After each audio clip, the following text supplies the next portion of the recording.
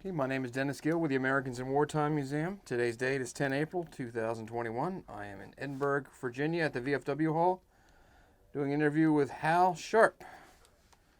Hal, if you could tell us a little bit about yourself. Where were you born? Where'd you grow up? Things like that. I was born in North Carolina. I grew up in Daytona Beach, Florida, and I was joined the Army out of Daytona Beach when I was 23 years of age. And when I left Daytona Beach, it was about 75 degrees, and I got to Fort Benning, Georgia at Sand Hill, and it was snowing. So, wow. Quite a change right off the bat. Did you have any other family members that were military? My uncle served in the Second World War. My dad was 4F, and my grandfather was in between times, so he didn't get drafted. Right. And which war or conflict did you serve in? I served in Vietnam. Okay. 1968 and 69. Okay.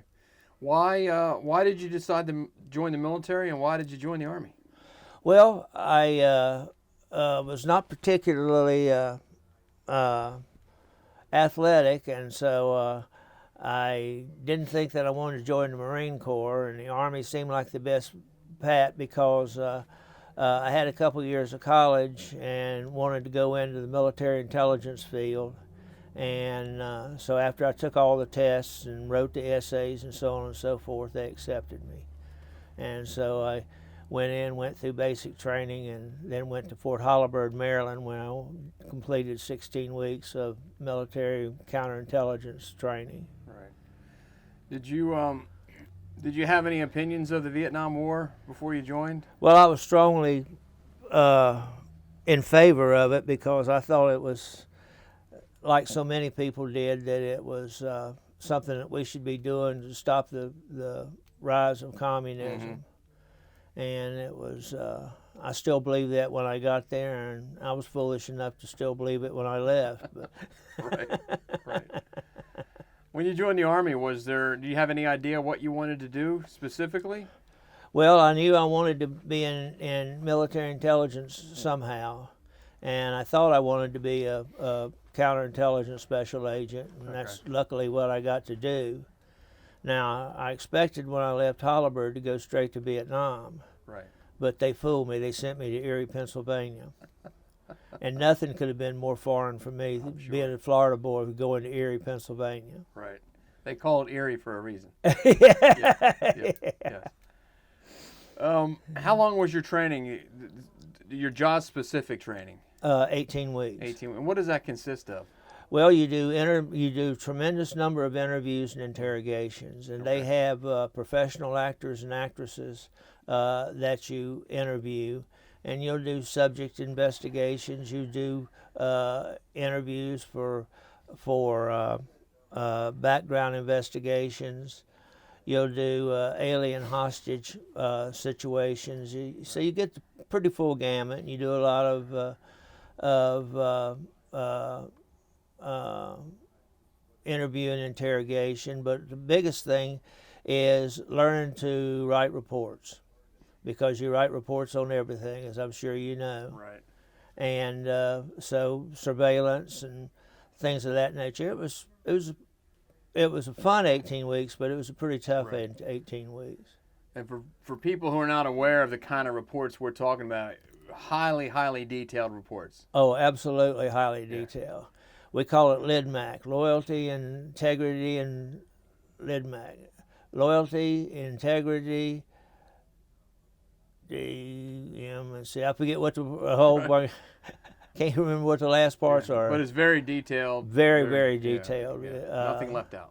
Right, and particularly if you've got an alien hostage investigation, in other words, someone who's come over from the Eastern Bloc and now in the military, you have to go much further, because you have to go into aunts and uncles and cousins and things of that nature, and try to determine if they're eligible for a security clearance. Okay. And how does that translate to wartime? What kind of stuff would you be doing? Well, in Vietnam, I had a source net. I had 8 local national Vietnamese that worked on posts that were informants of mine.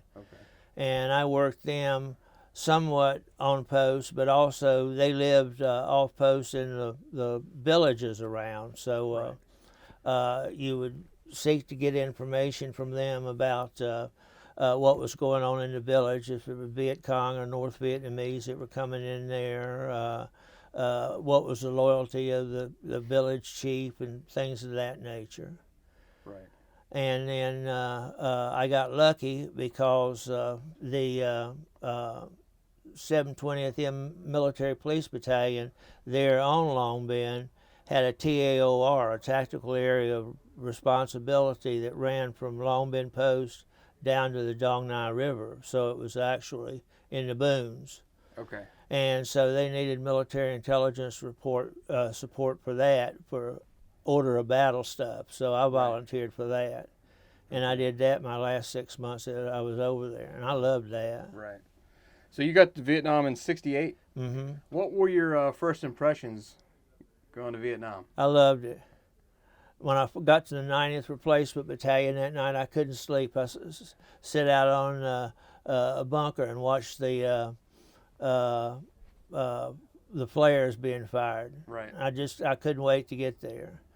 And of course, after you've been there for a little while, the goodness wears out, and you start to see the bad parts. And then when we there was a lot of racial problems over there during that period of time, so we had to hang out in the NCO clubs around there, checking on drug dealing and the things of that nature that were going on, and that was the bad part. Right. And we did that, well, almost until I left. So in other words, I'd be out in the boonies during the day and in the NCO club at night, and then if we had a nighttime patrol, then I'd be in the NCO club during the daytime. So it was a busy time. Right. And we didn't hang out much in the officers' clubs because there weren't a hell of a lot of black officers, for one thing, there at Long Binh. Right. And we didn't suspect them of drug dealing, but racism was pretty bad. Right. And so did they know who you were when you were hanging out in the clubs? Did they know who you were? No. They just thought you were another soldier, or just thought you were another soldier because you were in there in your fatigues, and usually a Spec 4 or maybe an E5, or I was too old to be a PFC, so I usually got to wear Spec 4 or Spec 5 stripes. Right. Right. But you were an officer. Warrant officer. You were an warrant officer. Okay. Okay. And what would happen? So typically what would happen if you encountered any of the racism? I mean, how did that manifest itself? Was it fights and like that? You'd see, we stayed out of the fights, right? But right. You would see fights occasionally, and we would make reports on it. And but we were referring up the G2 chain, not the military police chain. Right. So it would go to the G2 of USERV, because we were a USERV unit, not a MAC-B unit. Okay. One of the few USERV units that we had. Okay. And so we would refer that up, and you never knew what happened as a result of it. Right. But it was quite a problem, and we had a couple of Frag incidents at Long Binh where the enlisted men would frag an officers, usually in the billet in a two-holer, and but we never caught them. And it was primarily a CID thing as opposed to a military intelligence thing, right. Anyhow. And what is that? Explain to people what that means when you say frag. That's, you take a fragmentation grenade, okay. Which is a bomb about the size of that. Okay. It's got a pin in the top of it, and you pin it and release the handle, and after so many seconds, depending on what it's set for, it'll explode. Okay. And in a room the size of this, it will kill everybody in it without any problem at all. Right. So they were attacking officers. Right. Okay. Yeah, and occasionally a senior NCO, but mostly officers. And what was the motive for some of that? Hatred. Just hatred. you had a lot of young officers who thought their stuff didn't stink. Right. They were straight out of OCS or out of ROTC, Reserve Officers Training Corps. And so they came over and tried to show their authority, and you had NCOs that had been there. Some of them were on their third tour. They really knew what was going on, and Right. they resented these young officers, and the black troops and the dopers, they hated the young officers. So it was it's not like today's Army. It was a terrible situation. Right. And of course we had Camp LBJ, which was the big prison, was there at Long Bend Post, and I was there for the riots in that prison, and they were terrible. It was, I think 13 people were killed as a result of those riots, and so it was a terrible situation. We had about as much to fear from the disgruntled GIs as we did from the Viet Cong. Not really, but it was Right. something that you had to be careful of. Right. And this prison was all U.S. troops? Yes, Wow. 1,300 of them. And what kind of crimes were they committing to get in prison in Vietnam? Everything from murder to rape to larceny, Right. but lots of murders. And murders of, because there, if a GI murdered a Vietnamese, they were tried by courts martial. Right. So they were in the same prison as people who'd murdered other GIs. Okay. Okay. So it sounds to me like the standards were pretty low at the time because we had the draft. Incredibly They were just taking low. everybody. Incredibly low. It was the MP battalion that I worked with was pretty good because they were mostly people who had enlisted. And so their morale was better, their conduct was better. We didn't have much of a problem with them at all. And they actually didn't resent going on combat patrols. Right. A few of the 1st Division that I went with, they'd turn on the radios when they got out there, and they'd be walking through the booms with the radio wide open just to make sure they didn't run into any Viet Cong or North Vietnamese. Really? Wow. How about, you said you were talking about drug dealing. That was pretty widespread, I guess, or was it was everywhere. You could buy a capsule of heroin for $1. Wow. You could get a bag of marijuana about like a sandwich baggie. Yes. For $1. And so everybody that wanted it was available in the massage parlors and in restaurants. Guys were dealing in their units, and so it was just readily available. Yeah. And you could go down to Cholon, which is the Chinese section of Saigon, and it was available on the streets. They were selling it on the streets. It was the extent of it. Yeah. And of course you had a tremendous number of deserters in Cholon. And we developed intelligence. They actually had a ring going back to the States. They would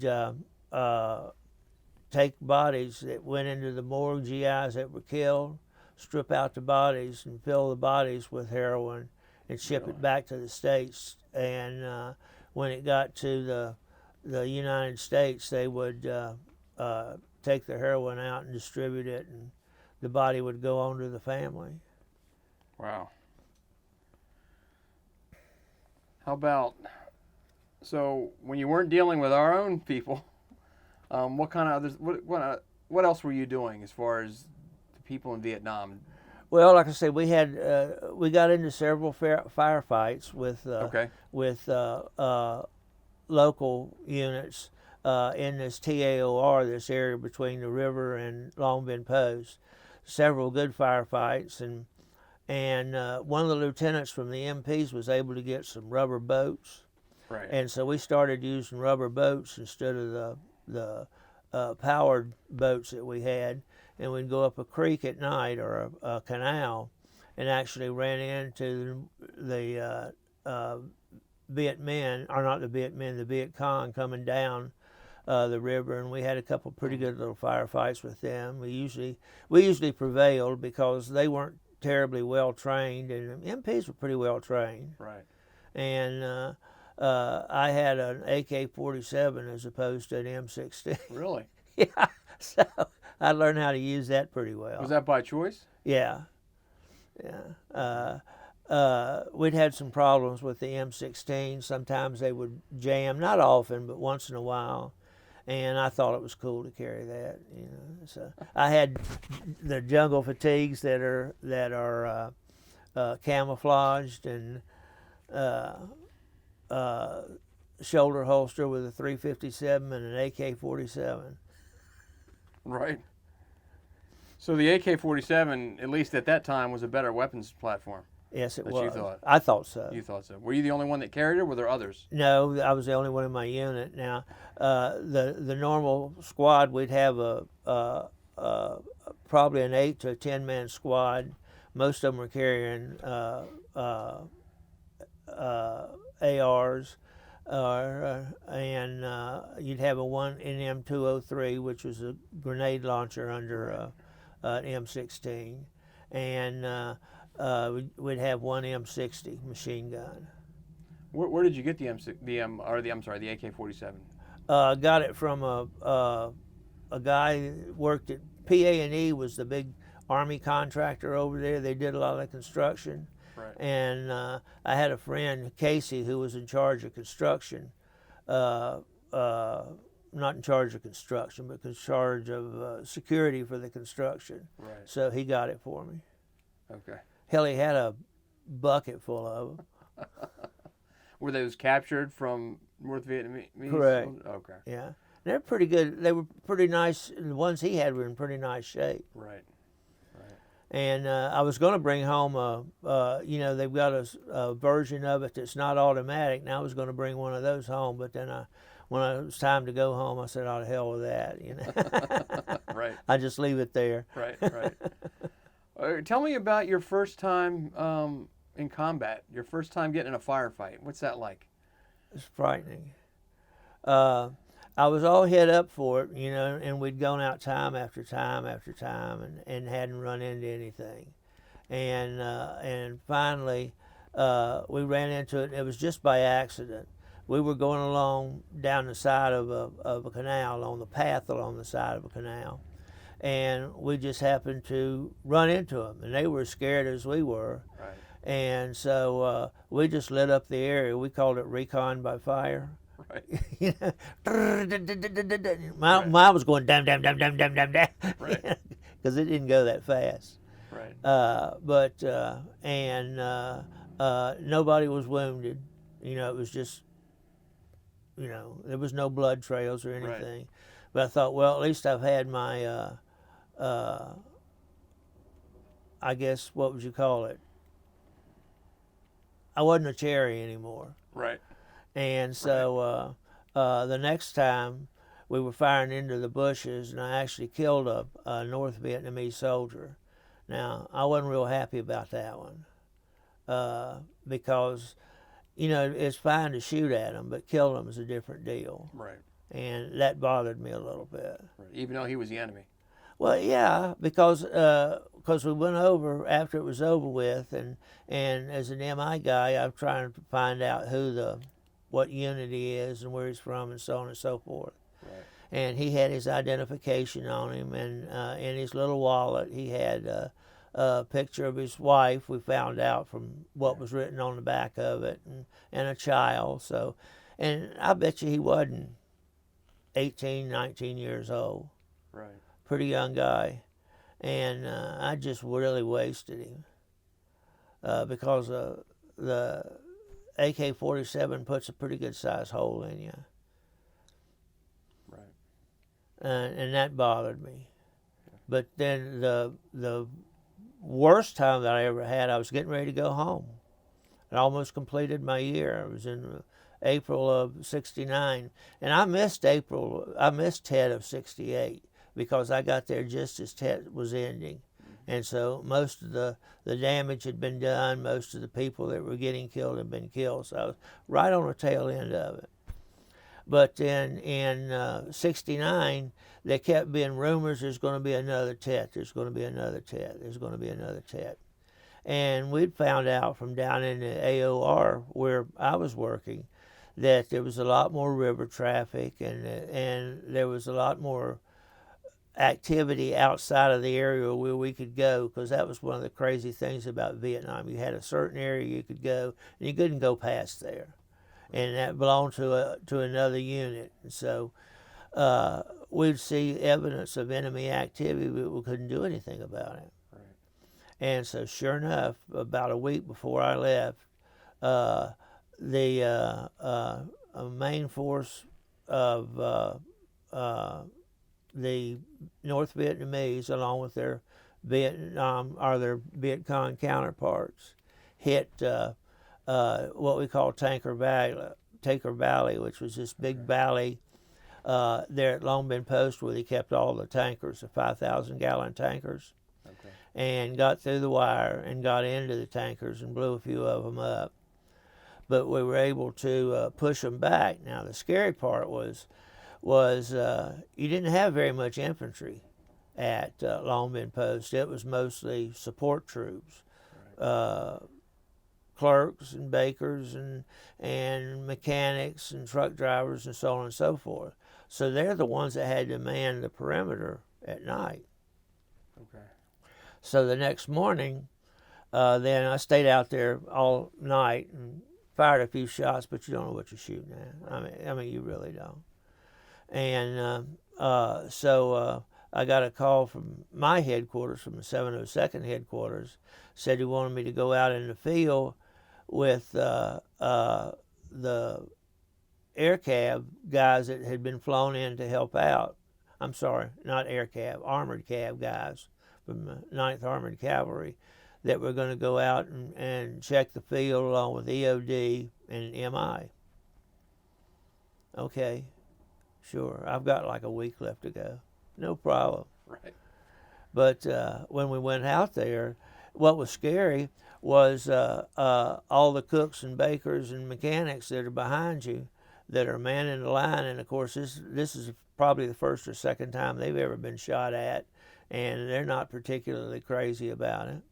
Right. So we were just walking around out there, and when you'd find a dead Vietnamese, you be real careful about turning him over because he might have a hand grenade. I mean, we'd learned that. Right. And looking for any identification on them as far as their unit was concerned and who they were, and picking up maps or anything that you can. And we got in this one guy and was laying in kind of a ditch, just a depression. And he was laying there with his arms up over his, kind of like this. And he had a Czechoslovakian version of an AK-47, a VZ-58. Nice weapon. And by this time, you like to say, you're much more worried about the guys on the perimeter than you are anything that's going on out there. And this lieutenant was with me, said, I don't see any blood on him. Do you think I should shoot him? And I said, yeah, might as well. Now, this is just very casually. And I'm bent down, standing on my haunches with my .45 in my hand, looking at this guy. And this major that was with us said, no, don't shoot him. It's constant.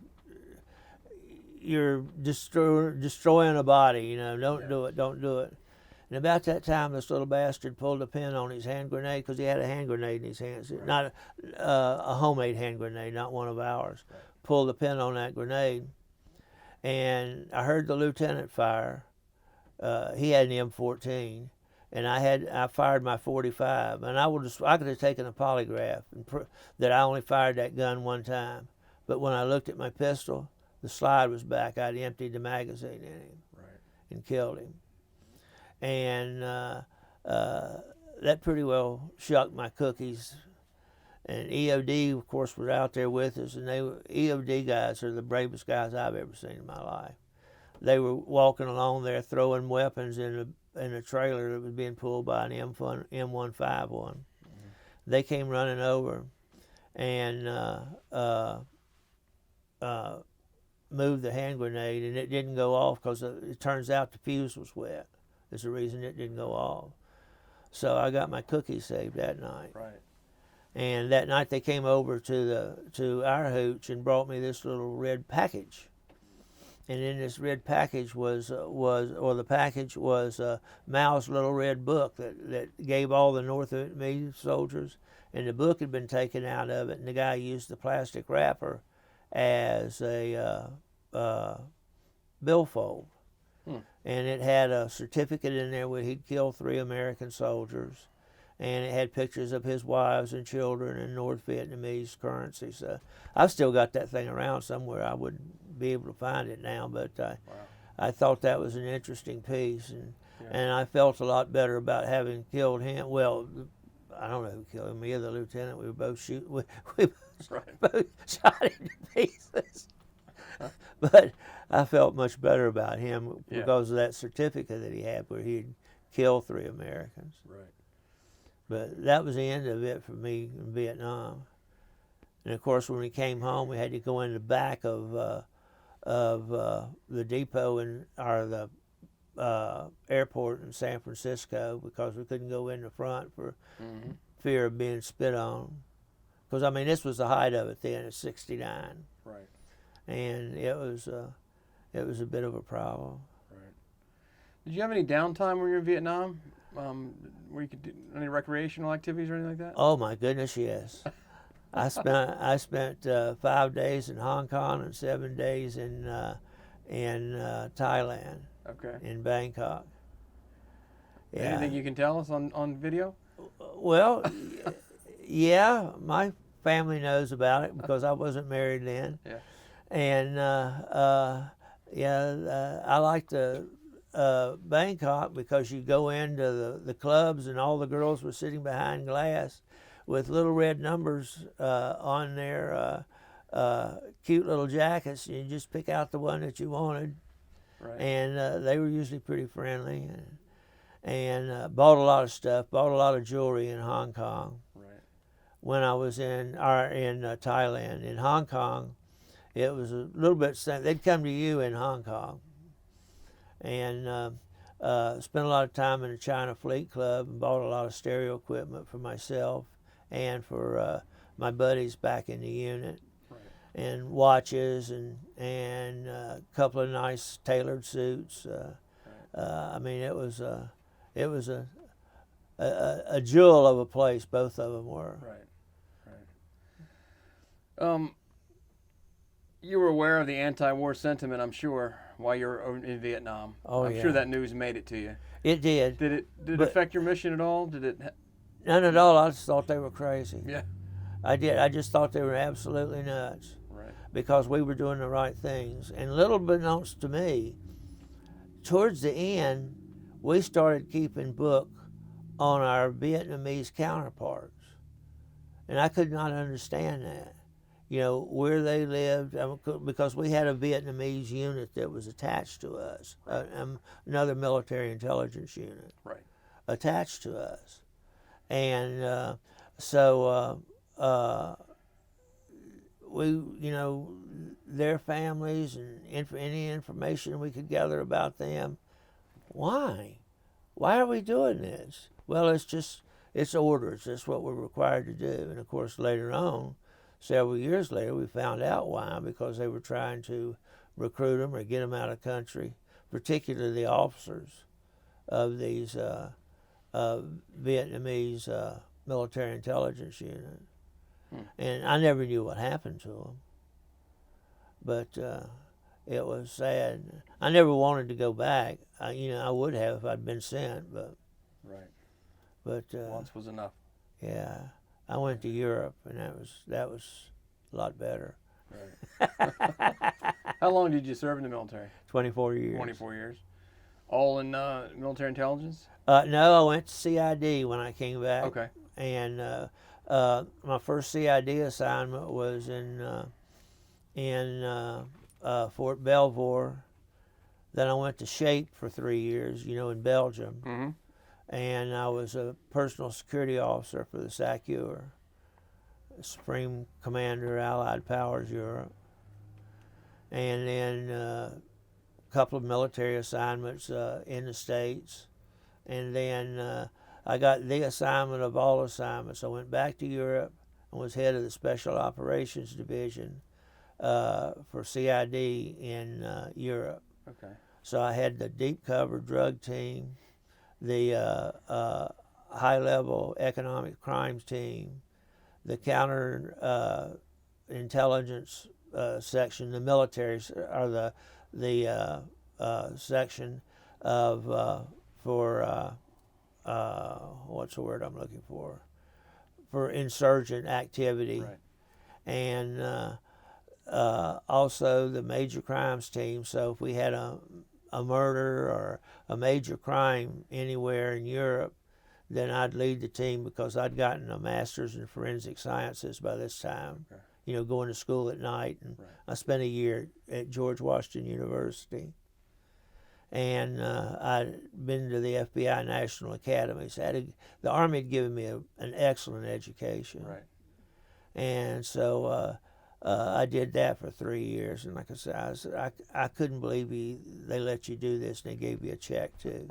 I mean, that was just phenomenal. Right.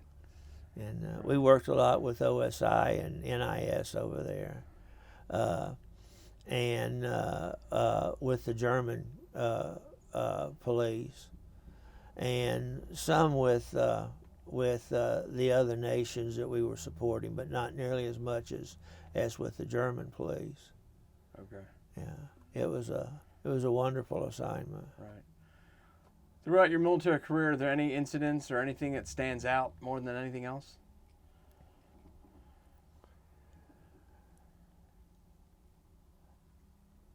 Well, there were a lot of interesting drug cases, really interesting drug cases. I spent 2 tours in the States at Fort Campbell, Kentucky. And Fort Campbell, Kentucky was my first assignment right back out of Nam was Fort Campbell. Okay. And that was the worst place I've ever been in my life. It was mostly draftees, and the Army ran the post during the daytime, but the enlisted men ran the post at night. And you couldn't get an NCO or an officer to go into barracks at night. Really? It was that bad. Wow. And so while I was over there, I bought a shotgun, a 12 gauge shotgun, had it sawed off in the front and the back, and I carried that. Huh.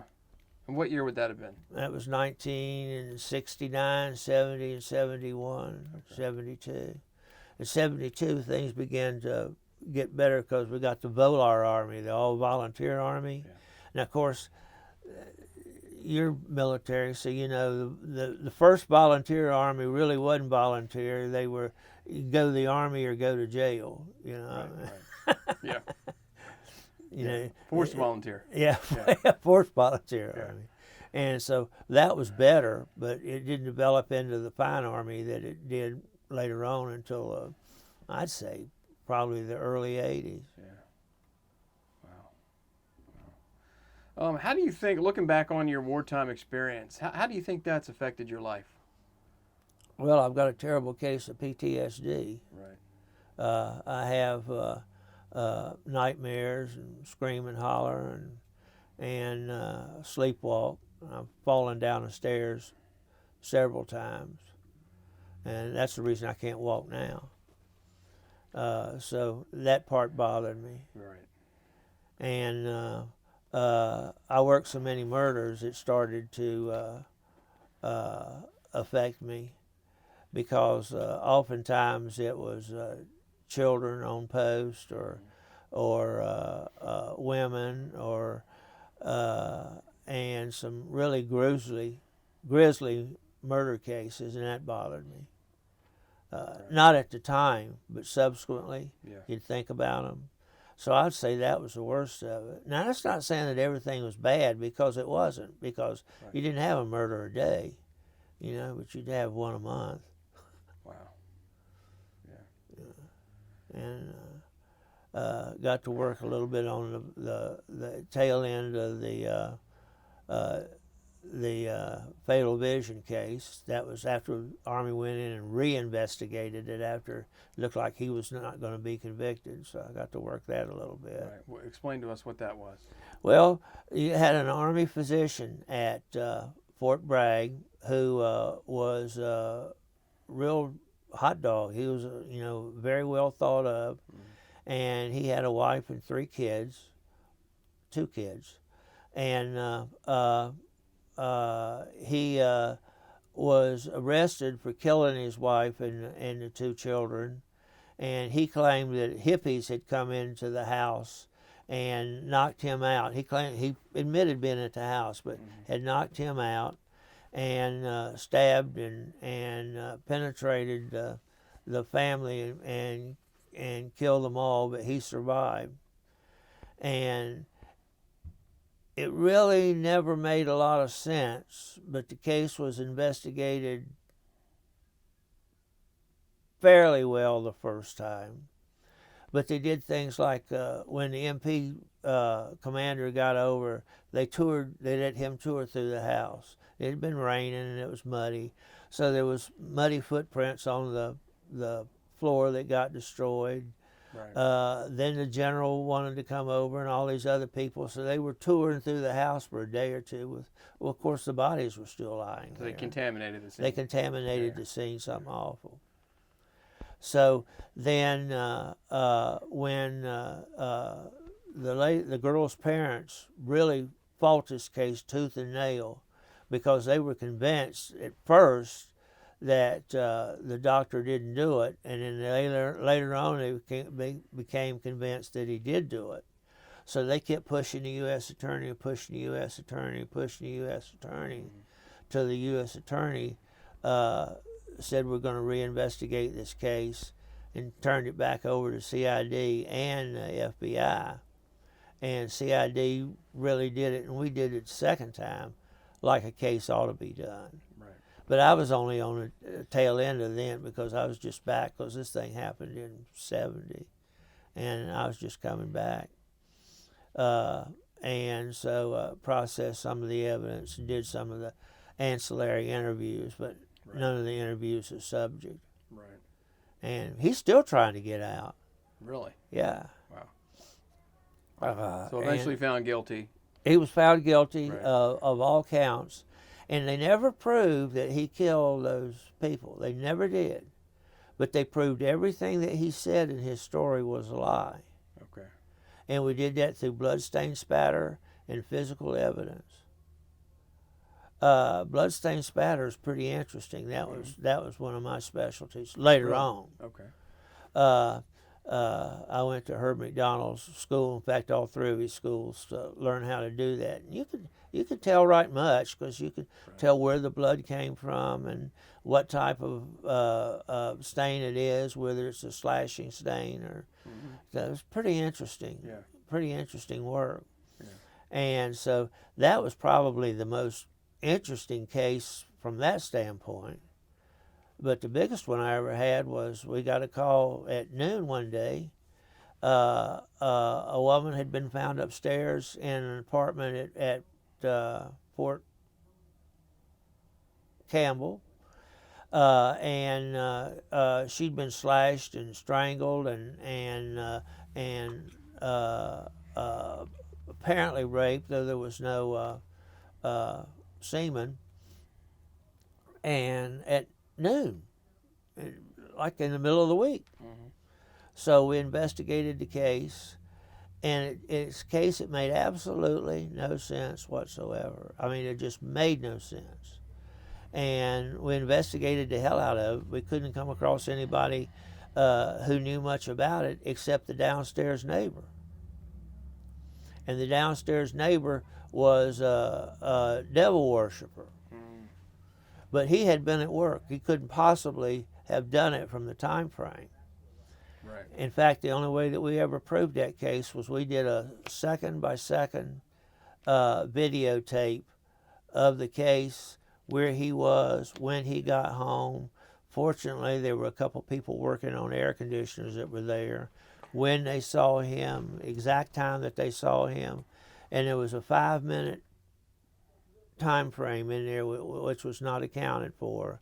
We found a little bit of her blood stain on one of his clothes that had been thrown away, and we had to go out to the dump to look for clothes, because we'd collected the trash cans all around the place, but he'd put it in a trash can up far enough away to where we didn't. So that little piece of blood on his jacket had his name on it, and the fact that he couldn't account for that 5 minutes of time, and that got him convicted. He was convicted of murder. Wow. Yeah. Wow. But that case took 6 months. You know, we just shut down the whole office and just put everybody on it. Yeah. Yeah. Interesting. And that was an interesting case. Yeah, I bet you have a lot of this. After 24 Well, years. A lot of them. And I used to get my wife involved, and then I'd come home with a stack of photographs about like this, you know, and say, all right, now I need you to go through and want the crime scene photographs over here. Pictures of the body over here. Right. Right. So she got pretty used to it. Yeah. Sometimes she thought she was a better investigator than I was. Yeah. Maybe she was. Maybe. So one of the reasons we do these videos or these interviews is to preserve your story. We want somebody 50 or 100 years down the road to watch this video. What message would you like to send that person? Well, we need the military. We need all 6 branches of the service, I guess we have now. Right. They're what keeps us strong, and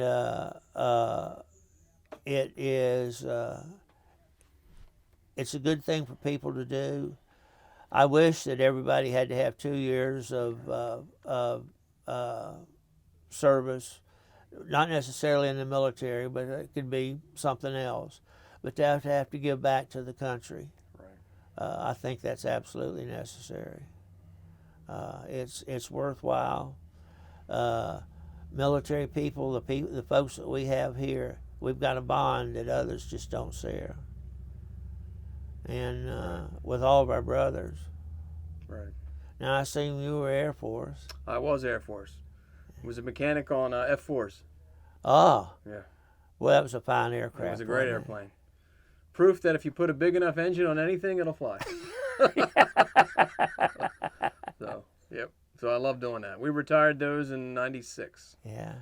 So. Yeah, they stayed around for a long time, didn't they? Yep. Because they became used for signal, or they were drone aircraft for a while too. Yeah. Yep. Were they? Yep. So yeah, retired. There was a military that just retired theirs recently. I don't forget the name of the country. That had F-4s. They just retired. So it's been around a long time. Wow. So, yeah. So not as long as a B-52. No, B-52 will be around for 100 years, I guess. Yeah. Well, they say when the B-2 bomber retires, the B-52 will do a flyover. so that's true. Well, sir, I want to thank you very much for your time. Thank you very much for sitting down with us and telling your story. And more importantly, thank you very much for your service. Well, thank you for doing this. We really appreciate it. And welcome home. Thank you. Appreciate it.